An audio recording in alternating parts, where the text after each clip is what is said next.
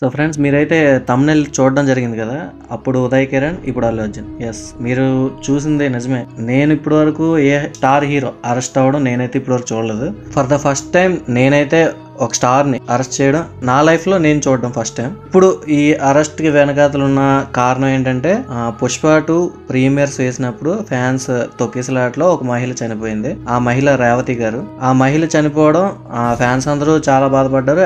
Pushpa 2 team కూడా చాలా అన్హ్యాపీగా ఉన్నారు. ఎందుకంటే ఇలాంటి హ్యాపీ మూడ్లోని అలాంటి ఒక సంఘటన జరిగిందంటే ఎవరికైనా కొద్దిగా బాధ ఉంటుంది. సో ఆ బాధను కూడా అల్లు అర్జున్ గారు తను రెస్పాండ్ అయ్యారు. రెస్పాండ్ అయ్యి ఆ ఫ్యామిలీకి అండగా ఉంటానని చెప్పారు.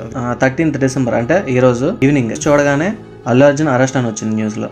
అదేంటి అల్లు అర్జున్ ఎందుకు అరెస్ట్ అయ్యాడంటే, బికాస్ ఆఫ్ ద రీజన్ ఆ మహిళ అల్లు అర్జున్ వాళ్ళు చనిపోయిందని. ఈ వార్త వినగానే నాకు డౌట్ వచ్చింది. ఎందుకంటే చంద్రబాబు నాయుడు గారు పుష్కరాలకు వెళ్ళినప్పుడు 23 మంది చనిపోయారు అదే తొక్కిసలాట్లో. ఏనాడు అతని దగ్గరికి వెళ్ళి అరెస్ట్ చేయలేదే పోలీసులు. ఇంకోటి ఏంటంటే, పవన్ కళ్యాణ్ బర్త్డేకి నా అభిమాని అయిన శాంతిపురం ఏరియాలో కుప్పంలో ఎలక్ట్రిక్ షాక్ తగిలి చనిపోయారు. దానికి పవన్ కళ్యాణ్ అరెస్ట్ చేయలేదే, మరి అల్లు అర్జున్ ఎందుకు అరెస్ట్ చేశారు? సో ఎక్కడో పాలిటిక్స్ అయితే రన్ అవుతున్నాయి బిహైండ్ ద స్క్రీన్.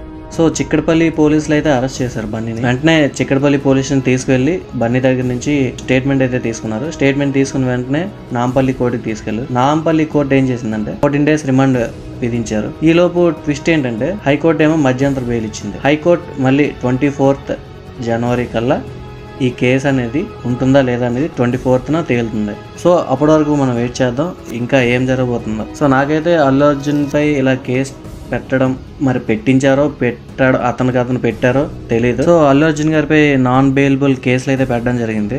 సో ఆ కేసులు అనేవి నిలబడతాయా లేదా అనేది మనం 24th కల్లా మనం వెయిట్ చేయాలి. సో ఫ్యాన్స్ అయితే కొద్దిగా శాంతంగా ఉండండి. ఎందుకంటే మంచోళ్ళకి ఎప్పుడు మంచే జరుగుతుంది, దేవుడైతే చూసుకుంటాడు.